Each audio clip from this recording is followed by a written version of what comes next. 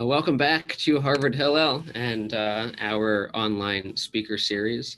It is my privilege this evening to welcome Imam Khalil Abdur-Rashid to have an important conversation on race this evening. Imam, it's great to see you. Imam Rashid is the first full-time university Muslim chaplain at Harvard University. He serves all Muslim students, faculty, and staff at Harvard and directs the Harvard University Office of the Chaplain. He also serves on the Harvard Board of Religious, Spiritual, and Ethical Life. Imam Khalil has a master's in Islamic law from Marmara University in Istanbul, received an MA and MPhil degrees from Columbia University in Islamic law and Middle Eastern studies, and he has a PhD in liberal studies from SMU. He's also received advanced Islamic seminary doctoral licenses in Islamic sciences. Often I am asked by people who are not at Harvard whether or not we have good relationships with our Muslim brothers and sisters here at Harvard. And the answer is a resounding yes. And I am happy I know there are many people here this evening who are not as intimately involved with life at Harvard. So it's important for me to be able to share that publicly. And a lot of that, Imam Khalil, has to do with you. I think our communities have been real allies for one another. I can share there have been a number of times when the Jewish community has faced some hardships, and you have led by example in expressing your sympathies. One story that I want to share, which is really extraordinary, is a Muslim student, Bushra, who after the attacks in Pittsburgh, we had a letter writing campaign here at Harvard Hillel, and she volunteered to take some letters to be signed at Friday services by the Muslim community. And within a few minutes, all 60 of the cards I gave her were signed. And she went along with Amitai, our interviewer this evening, to Pittsburgh to pay Shiva calls, condolences to the members of the families who had people who had been killed in Pittsburgh. It was really an extraordinary act of sympathy. And so much of that really stems from you and your leadership. So it's really a privilege and honor to welcome you here this evening. Thank you, Rabbi Dani. I really appreciate it. And it's a delight and pleasure and a privilege to be with all of you tonight. Thank you. And I'm also privileged to introduce Amitai Abouzaglo, a dear, dear student. He's a recent alum of Harvard College, where he studied comparative study of religion. On campus, Amitai led multiple religious literacy workshops and led solidarity building efforts across religious communities, in particular between Muslim and Jewish students. In 2018, he founded Embodying Peace, an international network of volunteers that provide capacity building support to pro-peace, pro-human rights civil society in Israel and the Palestinian territories. Amitai, it has been an incredible honor to be a rabbi here at Harvard Hill throughout your 4 years on campus. You are a special human being, an infinitely profound spirit and mind. And so much of the Muslim-Jewish relationships that have been built here on campus are really because of you. One moment I can also remember was during Harvard-Yale this year, which was hosted by Yale. So most of our students were there for the weekend. We still had our Shabbat dinner at Harvard Hillel, but it was smaller than usual. And I think you brought something like 15 or 20 friends from many different faiths to eat Shabbat dinner here. And it kind of felt like this is the Abouzaglo family Shabbat dinner. And I'd say, the organization that you helped found, Embodying Peace, really would be an apt description of you. You are someone who embodies peace. So it is my honor and privilege to invite Amitai this evening to interview Imam Khalil. Just a reminder, we will be taking Q&A in the second half of our program. At the bottom of your screen, you should see a little Q&A icon. You can click on that and submit those questions. We tend to have people who ask questions by name, not anonymously, so please do that. And then at around 7:30, we'll move over to the Q&A section, at which point I and my colleague, Jamie Drucker, will invite you to unmute yourself and to show your video, and you can ask your questions directly. So without further ado, I'm going to turn the tables over to Amitai and Imam Khalil. Thank you so much, Rav Dani. I'm incredibly indebted to Harvard Hillel, and I'm incredibly indebted to Imam Khalil's leadership in the world of chaplaincy. At Harvard, I was leading, some grassroots efforts prior to Imam Khalil's joining the Harvard University system, in which we were concerned with providing for supporting religious communities across the spectrum. And Imam Khalil has uplifted our work and our aspirations to an immense degree. So I have a lot of personal gratitude. I just want to actually start with a story, and we'll go directly into a question. So in April of 2019, this was about 2 weeks after the Christchurch massacre. And Rav Dani and I, we wanted to pay a solidarity visit to our brothers and sisters who were praying at the Jumu'ah Friday prayer services. And it coincided around the same time of the Muslim remembrance of the night journey of the Prophet Muhammad.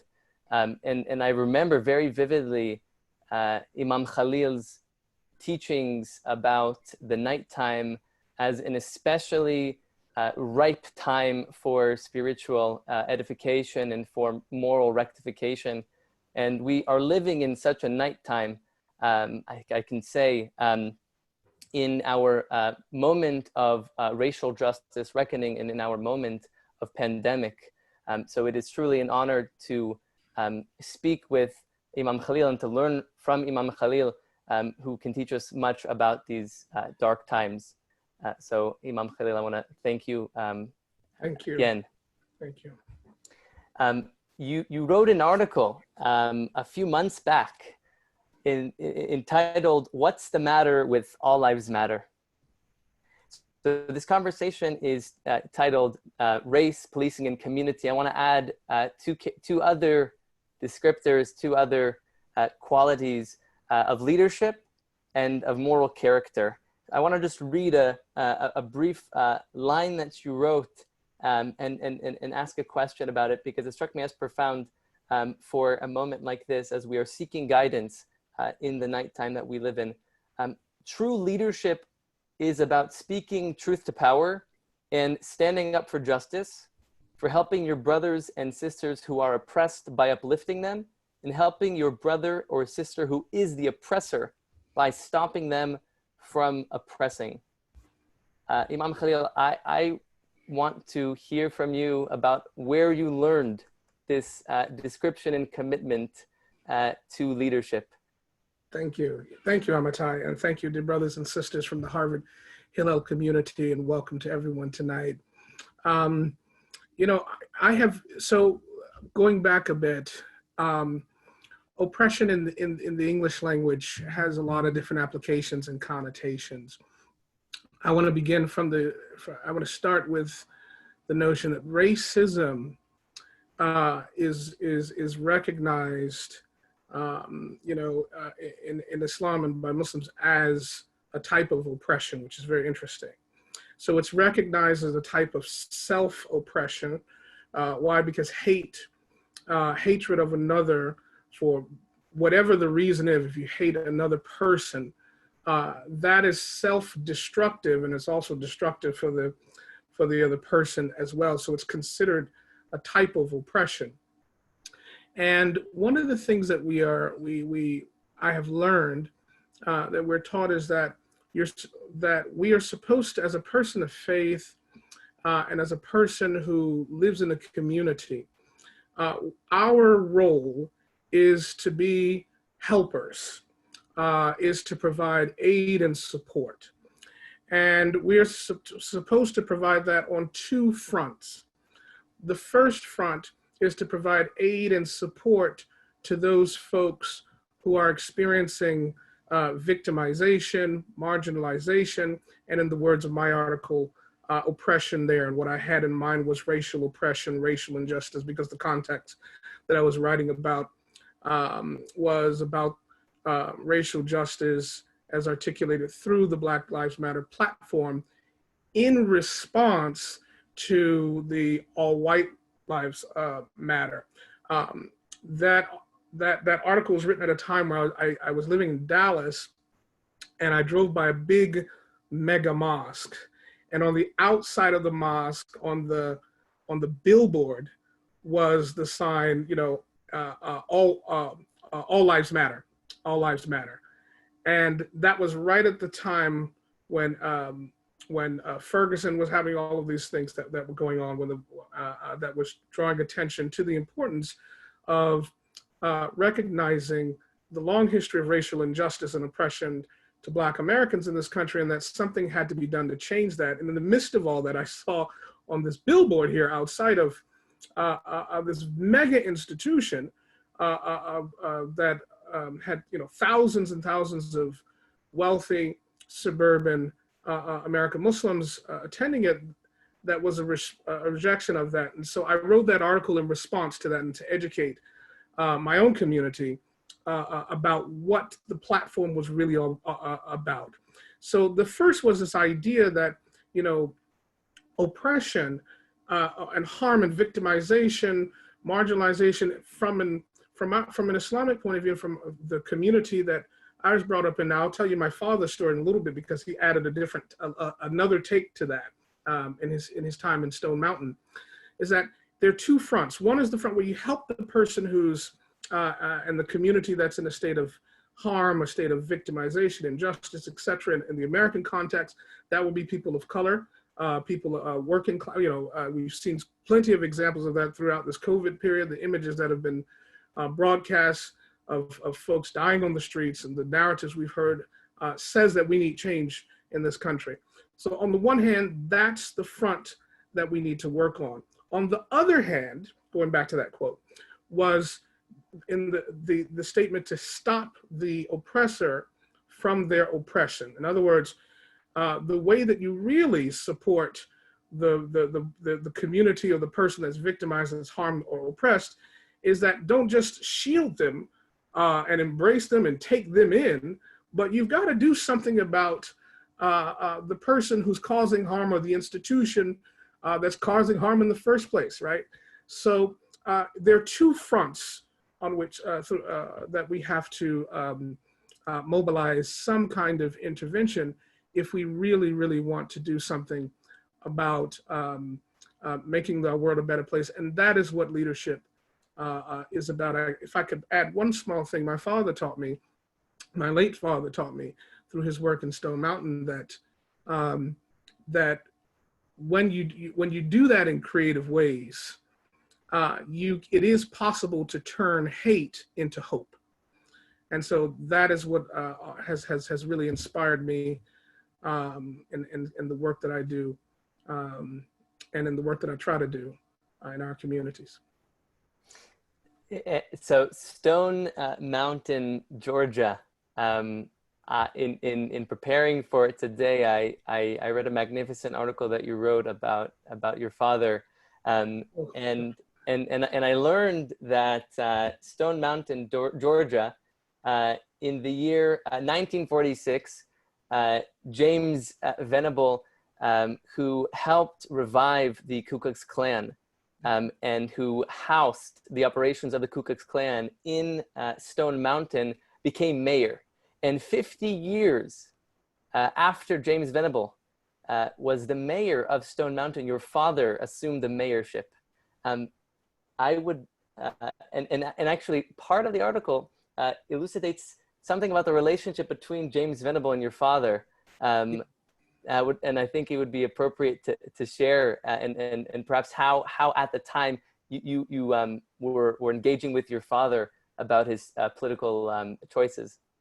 Yeah, thank you for bringing. I'm happy to share that, and I think there are some really profound lessons, and in that in that story that can help us all think about what we could do in times like this.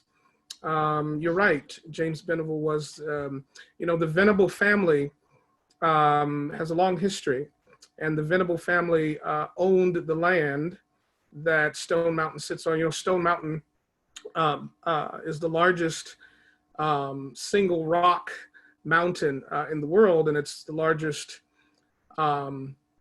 granite quarry. So, the granite from Stone Mountain has gone to build the Suez Canal in Egypt. It's gone to build the Brooklyn Bridge. It's gone to build parts of the Capitol in DC. And so the Venable family made a lot of money off of the mountain, and then turned it into a haven and a center for Klan activity. And every year they would march down Main Street, and every year they would go up to the top of Stone Mountain, and they would burn a large cross and, chant white power and all of these slogans. And Stone Mountain developed a very nefarious history. I remember as a child, I went one time to Stone Mountain. And this is really important because it's not just a history story. It's also something, it really intersects with the times we're in now. Because I grew up in this time, and I was born in 1975. And so when I went to Stone Mountain, the Klan was still marching down Main Street. This is me as a child witnessing this. I witnessed the cross burnings. At the end, when you go to Stone Mountain, it's a beautiful space. It's a beautiful place. And there are carvings on the side of the mountain. And there's carvings of three figures that are very important to the Confederacy. The first is Robert E. Lee, the general, and the second is Jefferson Davis, who was the president of the Confederacy, and the third is Stonewall Jackson.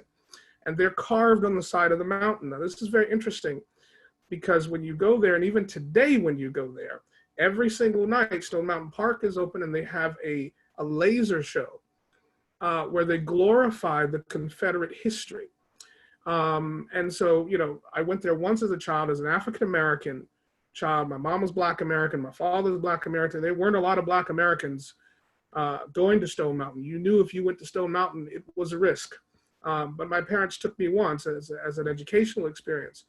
And later I went back when my father got elected, and he was the first African-American mayor of this city in 1996. And they still had the same laser show, glorified the Confederacy. You saw the laser show's artistic design of Robert E. Lee and Stonewall Jackson and Jefferson Davis, marching into the Union Army and riding off into the sunset. And then at the top of Stone Mountain, there are fireworks display. And it's a very, very huge event. Every single night in Georgia, still happens. So when my father got elected to the city council first, he noticed that there was some diversity in the city, but there were still some challenges. And my father's really wanted to institute some changes in the city. And so he decided to run for mayor. Long story short, he received support of the late Mr. Venable and his daughter and his granddaughter, actually. And actually, he got elected. Mr. Venable passed away before my father got elected. But my father's had a good relationship with Mr. Venable's daughter and Mr. Venable's granddaughter, who by all accounts were not racist themselves, but nonetheless were part of that family history. What's very interesting is that Adele Bacow shared with me that her uncle, I hope she's okay with me sharing this, but her uncle, she has an uncle named Herbert, who built the trolley. There's a little trolley. He was one of the only Jews in the area back in the time. He built the trolley that used to go around Stone Mountain, which is a major tourist attraction. And there were Bibles in the area where you used to live. If you had a home there, or you were in a hotel there, all the Bibles were stamped with the KKK symbol on it, right? I mean, that's the kind of town that was there. And he was attacked for his identity, for being Jewish. So it's very interesting that even Adele shared that narrative with me. We both have an intersection with this city. What's really profound was that in 1996, when my father got elected, and started to implement certain communal programs, the city started to change. And the Klan, starting in 1997, stopped marching down Main Street. And they stopped burning crosses. If you can imagine, up until the 90s, they were still burning crosses at the top of Stone Mountain. But they stopped in the mid-90s. Particularly in 1997 was the first year that practice stopped. And so my father had to negotiate with the Klan about the new image that the city was going to take on. And he said point blank, this is not going to be, we're not going to have an African-American mayor of a town where the Klan marches down Main Street. Not going to happen. and where, you know, white power is shouted from the top of Stone Mountain and burning. We're not going to have that kind of symbol because we are now changing the image of this community. This image needs to be this community needs to be a diverse community that is fit for the new demographics, the new age of the United States, the American community, and families. And this is where we're headed. This is where this train is going. You can be a part of this community, or you can be a relic of the past. But this is not going to go on here. And through some really intense dialogue, they caved in. And that didn't happen, and it doesn't happen in Stone Mountain today. Very interestingly.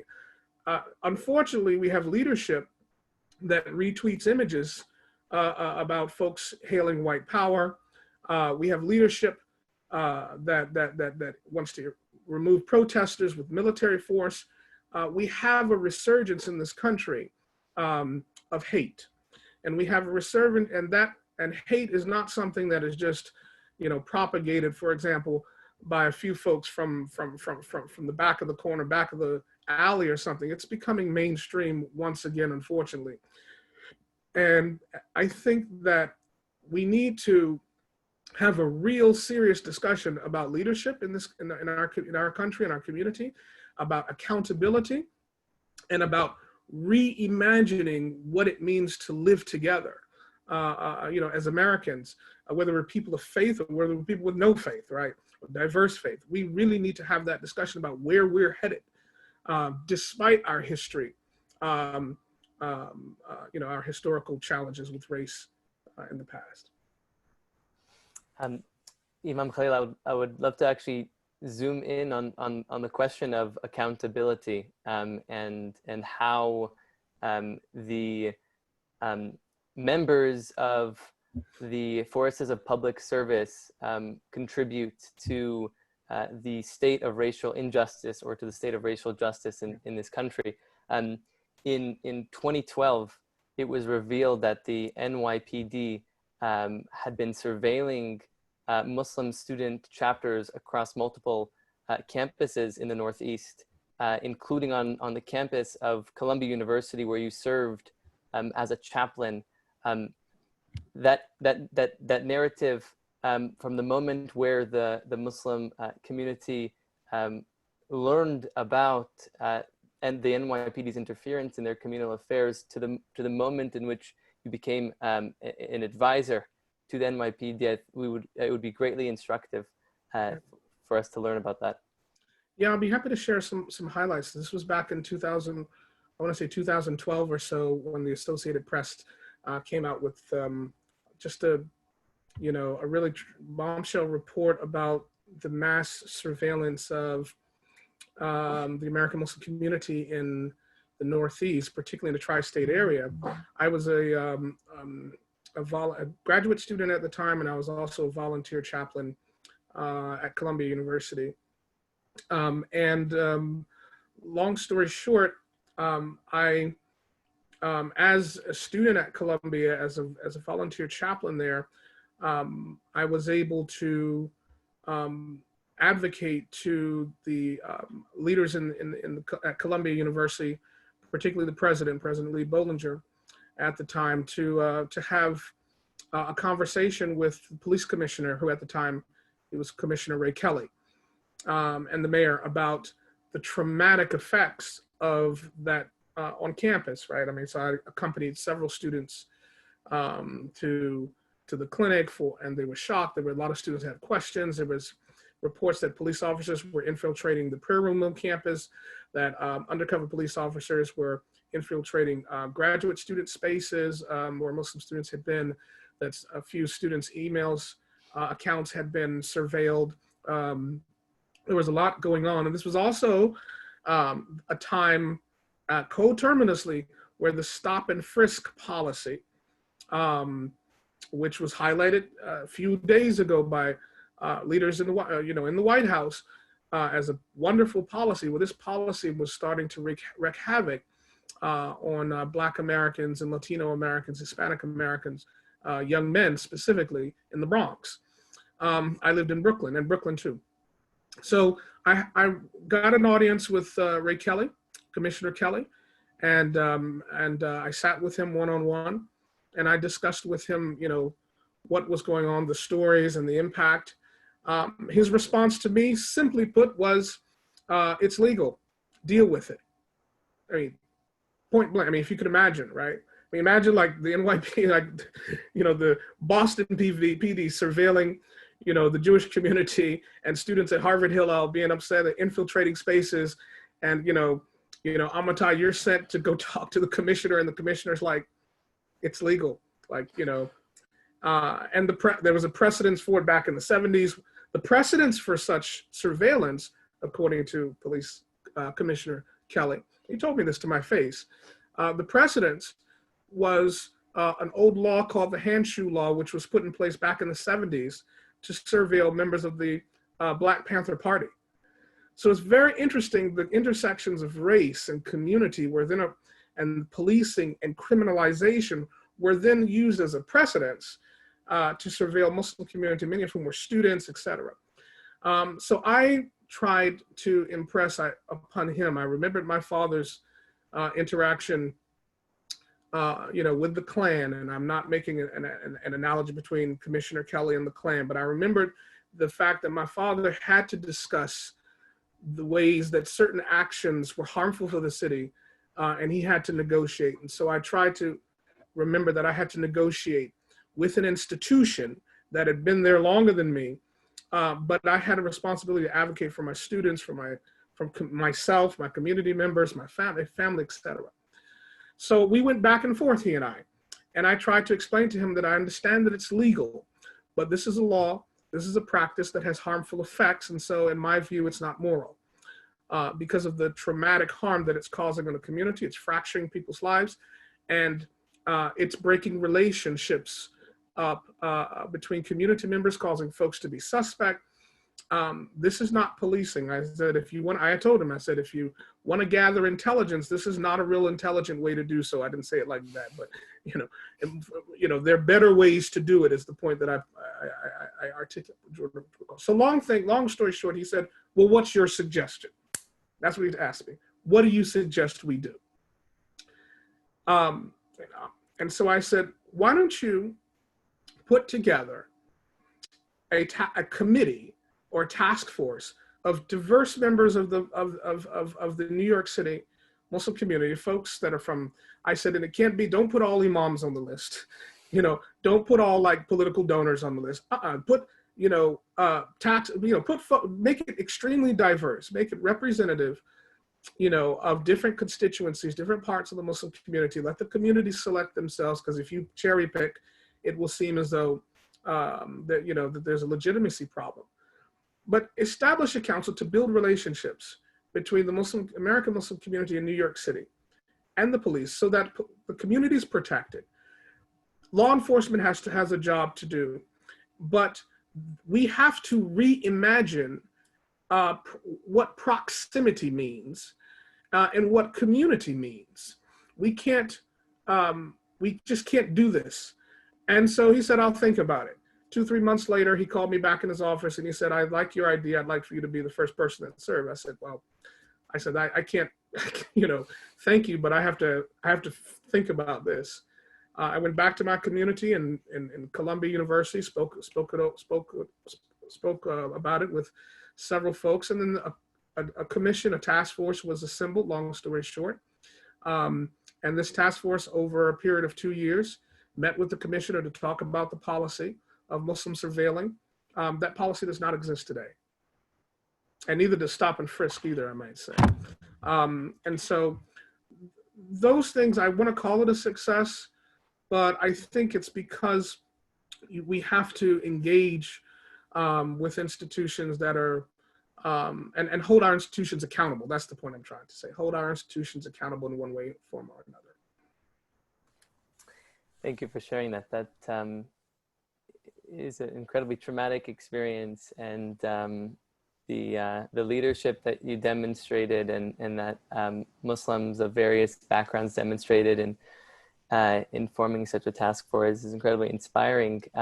I would love to hear, as you have actually worked in some sort of advising role with at least one police department, how you react to calls for defunding the police, questions that surround systemic reform versus superficial reform, and how have members of your own community today shined a light also as well in terms of how you as a leader would actually want to take a stand on such an issue?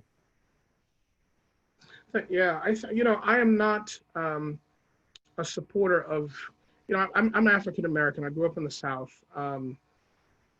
I am not a supporter of the defund the police, but I am movement. But I am a support. I do think of two or three things. One, we do need to get rid of militarized police forces. The militarization of our police is a big problem. I think that the militarization of police forces in America has contributed, and along with that, coupled with the militarization, the idea, the concept of use of force needs to completely be revolutionized, if not done away with, in most situations. And that's because policing in the United States, at least as it relates to the Black community in the United States, is heavily, historically, rooted in the criminalization of African Americans in this country from the 1900s onward. So when you criminalize an entire population, then it reinforces fear. And remember, in most cases, I mean, you're talking to the son of a former mayor, and I've had my experience with law enforcement. Even in my experience as a social worker, I used to work side by side with law enforcement doing child abuse investigations for the state of Georgia. In general, police training is based in fear. It is not based in communal, it's not like social work training, for example. It is based in fear, the idea that this could happen to you, and so you need to be prepared to respond with force. And so that thinking about policing, use of force, all of those things need to really be transformed and revolutionized. We need to have accountability that is not rooted in police stations' best interest, I hate to say it. Yes, we have a lot of over 150 citizen review boards in this country, but we still have problems with policing. And so the answer is not, I think, to defund anything. I think instead to shift funding allocations, and also prosecutorial methods need to be revised. Every single crime should not be prosecutable. Just because you're selling cigarettes on the side of the corner, or you're passing a counterfeit 20 bill, does not mean that you need to show up with force. Police don't need to respond to everything.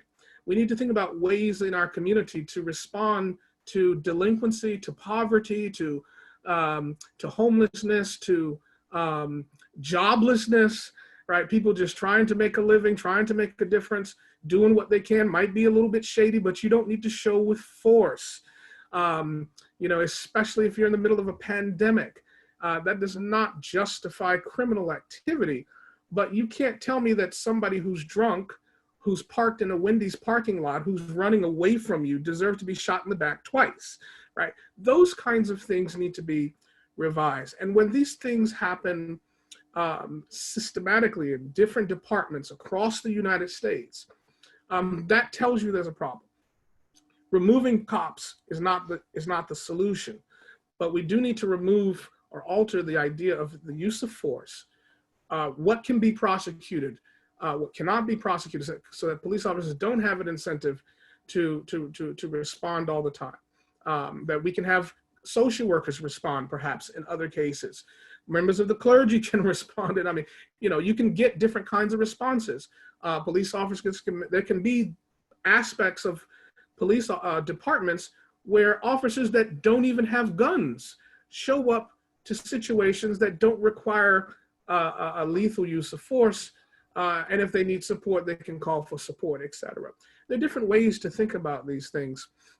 And I think those things should be we have to think deeply about it as a community about what accountability really means, and marshal the best of our diverse heritage and our diverse backgrounds to promote the wellness of our community through creative ways of thinking about how we can become more proximate to each other, right? You know. You brought that word up a few times, the word proximate, and it can be a negative proximity, or it can be a constructive proximity. Where is an example in your life where you find a community that actually, in some ways, emulates what America should strive to be in joining together, as you were sharing earlier? Well, you know, I've always said, you know, I've given, you know, every Friday I've given online sermons every Friday since we left campus. And most recently, over the past, I would say 5 weeks or so, my Friday sermons have been about racism, tackling and addressing racism within the community. And when I say within the community, I said, for example, you know, every single, you know, mosque in America needs to be having conversations about racism. Every single faith community needs to be doing the same thing. We have creatively developed ways to be less proximate. And this is quite interesting because faith communities are quite proximate in other ways, right? I mean, we pray together, we have communal gatherings together. We know what it's like, you know, we feel the pain in the pandemic of social isolation. But what we also have experienced as a society, and particularly a racialized society, a society whose history is heavily embedded in racial history and racial injustice, we are thrown into the mix of encountering or being a product of or being raised in a context where race is at the forefront of the agenda of our experiences in many ways, positively or negatively, but it's there.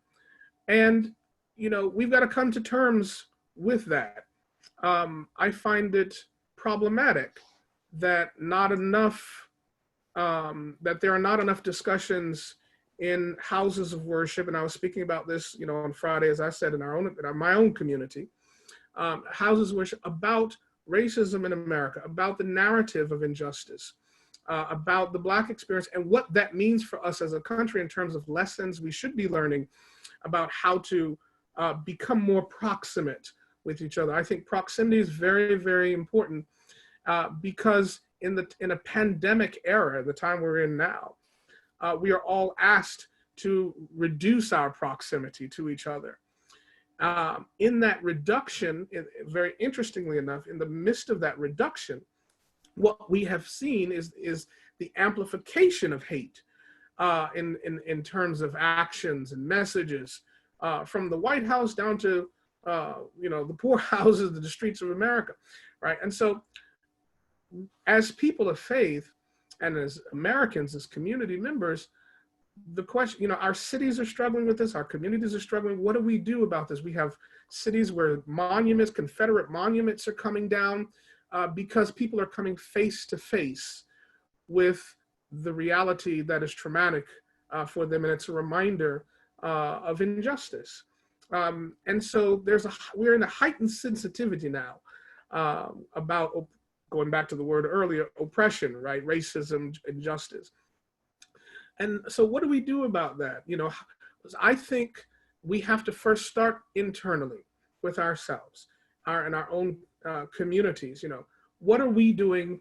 How are we doing with our notion of being diverse, being different, understanding difference, respecting difference, promoting difference and wellness, and then looking out for each other as community members. We have a lot to correct in our own backyards, as I like to tell our own community. I mean, I speak for myself, for example. I have scaffolding all over me that says a work in progress. The same is for our communities. I'll speak for my own community. The same with dealing with our historical traditions, for example. A lot to work on in terms of progressing. There's a lot that's taught about our communities, inside our communities, a lot of misinformation out there that has to be corrected, especially when you deal with Islam. There's a lot of misnomers out there. There's a lot of bad information out there. There are a lot of forms of misrepresentation that's out there. So there's a lot of internal work that has to be done. But as I mentioned earlier, we have two fronts to operate on, the front of, helping those that need help and then helping to stop the oppression. So we've got to do more than one thing. Imam Khalil, I'm going to ask one final question and then we'll move on to the Q&A. You tweeted late June something that I think links very well into your suggestion for us to think about internal change and internal change on the personal as well as on the communal level, to think about our own belongings. And I'll read this quote and I'll ask about the word that is presented again and again. In the midst of everything now, what we need to remember is character. It is character that brings about change, but social change comes at the expense of the arc of personal change towards better character. How we respond to provocation matters. Character, character, character. What is a piece of wisdom that you can share from your own life, from the Islamic tradition, about the character that we should begin reflecting upon in this night time? We are tempted by hate, to come out of character. We are tempted by when we encounter, whether it's the video of George Floyd, whether it's a video of, somebody shouting, white power, whether it's this, whatever it is, it angers you, it frustrates you, you're provoked. Provocation, to resist provocation, requires character. And when I mean character, I mean the internal strength and fortitude and commitment to not be pulled into the abyss of hate. I was taught by my late father, who was taught earlier by Dr. King, who told my father, as long as you allow somebody else to dictate your actions, you'll always be a slave. And so character is about liberation. Character is about liberating yourself from being shackled, to somebody else's whims and agendas, such that you become a victim of somebody else and somebody else's ideas and provocations. Character is really important when we are mobilizing together as a community. Character is really important, I believe, for what we should be teaching our kids. I believe all of our religious tradition, Judaism, Islam, Christianity, teach character. And as a matter of fact, the humanist tradition as well teaches character. I believe the liberal arts teach character. And so I think what I was trying to get at in that remark was, remember your teaching. Whenever you're in the face of a provocation and a challenge, we're all going to be faced with, and now we're faced with the challenge of how to change our communities, where our country is going. Remember your teachings. Don't be pulled into somebody else's hateful teachings, pulled into somebody else's harmful agendas. Just because somebody provokes you doesn't mean you need to, respond. And you have a way to respond. We should all mine, M-I-N-E, our reservoirs of our own teachings, whatever's come from your grandmother, whatever's come from your scripture, an art class, mine your teachings to produce and to polish yourself so that you can be the best gem that you can be, so that you can offer value. And I'll close my remark with what Rumi, quote from Rumi, who said, you know, I'm amazed that everyone wants to be a diamond, but they complain about the polish, you know? So, you know, sometimes we want the best for our country, we want the best for our community, we want the best for our kids, we want the best for ourselves, but we're gonna go through challenges. So when we go through challenges, don't let those challenges dictate to us how we should respond. We have our teachings, we have our reservoirs, we have gems in ourselves, we have character. So what's the kind of response that's consistent with character? Because there's a different response that's out of character. And so that's what I was trying to get at. Imam Khalil, thank you so much. We are going to move to the Q&A. Thank you so much, Amitai and Imam Khalil. We're going to begin with Martha Minow. Martha Minow is a professor at Harvard Law School and has also served as dean at Harvard Law School for many years. Martha, it's wonderful to see you. Are you able to turn on your camera? If not, I think I've unmuted you, so you can go ahead and ask your question. Thank you. And it's so wonderful to hear you, Khalil, and you, as always. I learned so much from you. You've talked here about the importance of proximity and conversation, especially in this challenging time, and the direct conversations we need, particularly to deal with hatred and violence and militarization and misinformation. Where can those conversations take place? Given the failures at the national level, do they have to be local? Do they need to be local? And given the pandemic and social distancing, can they be face-to-face on Zoom?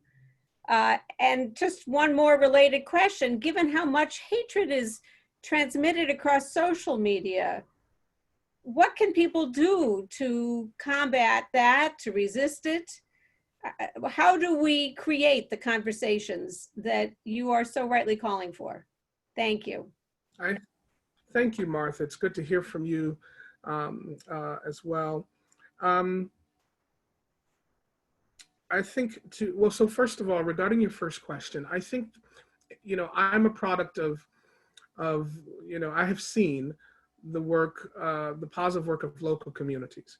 I think, you know, local communities have to make a commitment to engage in these conversations. I think, you know, that's where it starts. And it can and should start in diverse ways. And it doesn't always have to be conversations that are rooted in, for example, the mayor calling for a town hall or something of that nature. These should be conversations that occur, you know, at community levels and community centers that are driven by all kinds of community leaders, entrepreneurs, parents, you know, where these small conversations can happen on a diverse and a larger scale.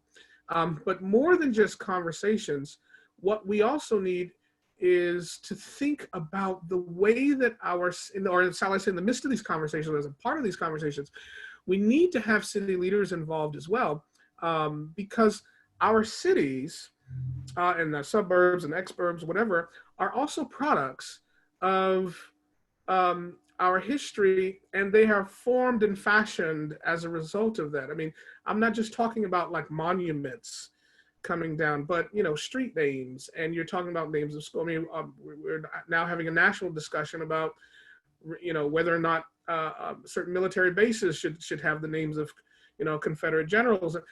Things like this send messages. And so the community has to have a conversation about what kind of message it wants to send in the times that we're in now. We are in the midst of national and local change. This time has to be harnessed. And I think, you know, yes, it should happen over Zoom meetings, but it should also happen creatively, which means, you know, there should be spaces for artists, for exhibits, even if those exhibits are in public places or in the front yards of people to show a symbol or signs, poetry, you know, film, works of fiction, music, theater.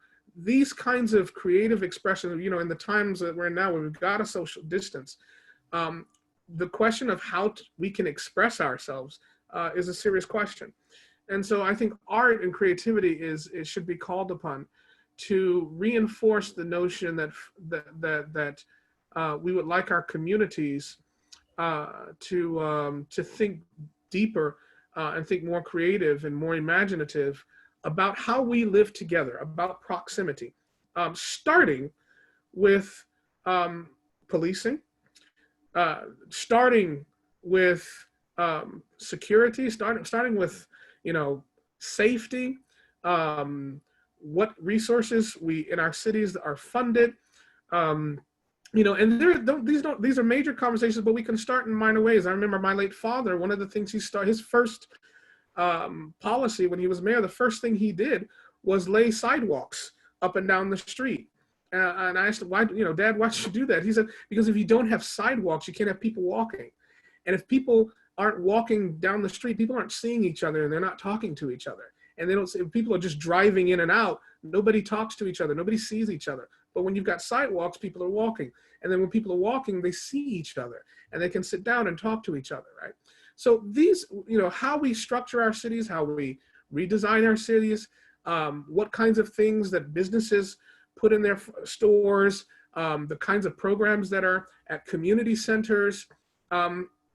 These are the kinds of things that I think would be very helpful. And everybody has to be talking about this, whether it's elementary school students, seniors, everybody, senior citizens, everybody's got to be involved in these conversations. Mayors should be supportive of, what can we do to make our city more strategically just, strategically diverse, strategically, how can we, facilitate proximity? What can we do with our parks that are run down, or this part of our community that's been, forgotten about? We have to all be involved locally.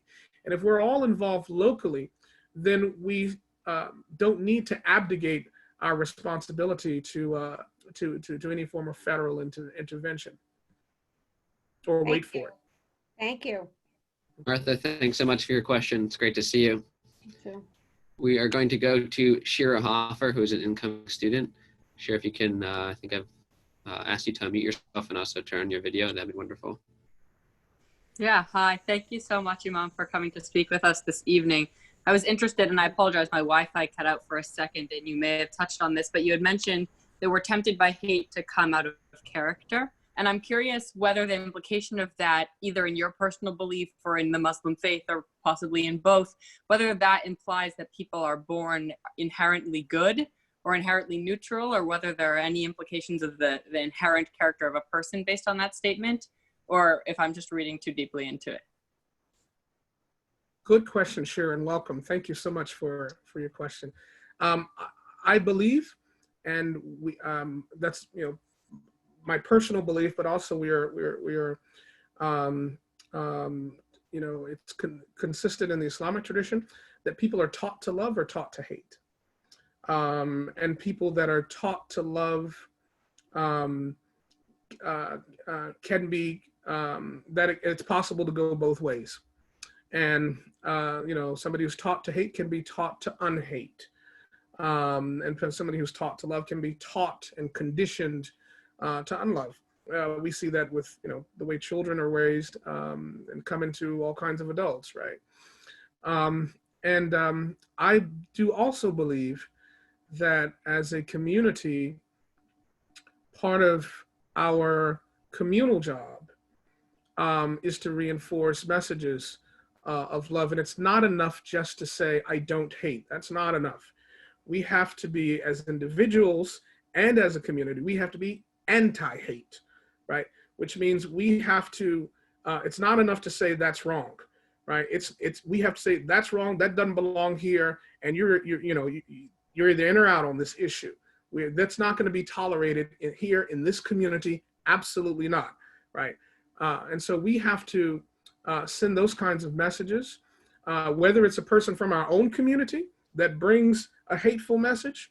We have to be willing as leaders to call that out and to say, not only is that wrong and reprehensible, but that has no place here. And as long as you espouse that, you are not welcome in this community until that's reformed, rectified, corrected, and is not a part of your agenda at all. So we have to do that within our own community. We have to do that with ourselves and our family members. And that goes back to my other point, Shira, about accountability. It's really easy to hold other people accountable. We have to hold ourselves accountable. And I think a lot of the vitriol we're seeing against the injustice that has been reinforced, unfortunately, in many of the images we've seen with police violence is the fact that, justice has been perceived as one way, right? That there's, a call for justice, for some person to do something, to submit, but nothing has been done to bring police officers to justice. So I think, that history is there. We're starting to see changes now, but it relates to accountability, that accountability is a two-way street. So we can't just talk about the fact that, hey, nobody should be hating me, but then I go around hating somebody else, or I hold someone else to account, but I don't hold me or someone from my community accountable. It has got to be the same. Shira, thank you for your question. We'll go to one final question for the evening. Justin Hefter is a student at the Kennedy School. Justin, go ahead, and I think you're unmuted, so you can ask your question. Great, Dr. Khalil, just wow, really, thank you so much. Very incredibly powerful words at this time, so very grateful. The story you shared about how your father was able to achieve such a profound racial justice victory, human rights victory, through dialogue with the worst of the oppressors, I mean, with the KKK, is incredible. And today, though, you hear a lot of people saying, we've been talking for so long, we still haven't achieved what we want to achieve. And so I'm curious, given your father's story, your own story engaging with the police department in New York, how do you address the very real concerns of people who've given up on dialogue? Yeah, it's a very good question, Justin. The nature of struggle is that we must endure. I think I'm an advocate of the position that as a community and as communal leaders, we must never, ever give up on dialogue. Dialogue is very, very critical, but there's constructive dialogue. And then there is, what's the best word that I'm looking for? Dialogue where that has as its goal mediocrity and not real change, right? It's not real substantive dialogue. In other words, it's there to keep you talking, and you're like, like the hamster in the wheel. You keep going, but you're not really progressing anywhere. That's different. So when that happens, here in my experience, here are some things that folks should think about, right? One, are the right people sitting at the table? Sometimes the wrong people are sitting at the table, and therefore there's not an ability to move the dialogue forward, either because the folks or the participants don't know how, aren't willing how, or they allow themselves to be caught up in other parts of the discussion that aren't productive, emotions flare, and you're stuck. So sometimes you need to rearrange the people at the table. That's why, my late father once told me, he said he grew up in a time where there was this game that was called stickball. And I said, I don't, stickball, what's that? He said, it's like baseball, only it's not 3 strikes and you're out. You get one swing, right? One, if you miss, you're done. And he said, son, in life, when you're dealing with issues, you deal with it like stickball. Sometimes you only get one shot. So sometimes, when you have an opportunity to dialogue, to deal with a problem, sometimes you only have one shot. So you got to be very strategic about who sits at the table, who's chairing the meeting. Understand who you're sitting with. Everybody's got to be on the same page about where you're going, what the goals and objectives, what you're trying to reach, what you're willing to negotiate on, and what you're not. And the other thing is that when you talk and when you negotiate, you don't get everything you want. So you have to be willing, to compromise. I will share with you my father told me that when he was dialoguing with Mr. Venable, who's a very old man, He said, he told me, he said, I was sitting on the front porch with him. We were going back and forth. And he said, he told me, he said, I don't know if this, he said, I don't know his heart. He said, I don't know the man's heart. He said, but he told me, he said, I'm done with all this foolishness. He said, I'm done with it. He said, I'm ready to meet God. And he said, I'll support you in your mayoral campaign. I'll even let you put a sign in my front yard. He said, I'll support you. He said, I will tell everyone, stop. He said, I'll get them to stop marching down Main Street. He said, I'll get them to stop burning the cross. He said, but I want one thing. And my father, he said, what's that? He said, there was a street that was named after him. He said, that street name's got to stay. My father said, that street name will stay, but I don't want one person in a white robe ever coming down Main Street, ever. And he said, deal, right? So the street name stayed. My father said, we'll deal with that battle a different day, so you have to pick and choose your battles. But he thought the bigger issue was to eliminate the Klan marching down Main Street and to eliminate the cross from burning at the top of Stone Mountain. For him, that was a success. And that was something he thought he was willing to compromise on. Now, had you had the wrong kind of person there, it could have gone different ways. So sometimes dialogue is not productive because you don't have the right people around the table. So in that case, I always advocate, musical chairs. Get some new faces in, get some new minds in. Leadership is about, not just about leadership, it's about strategic, having a strategy.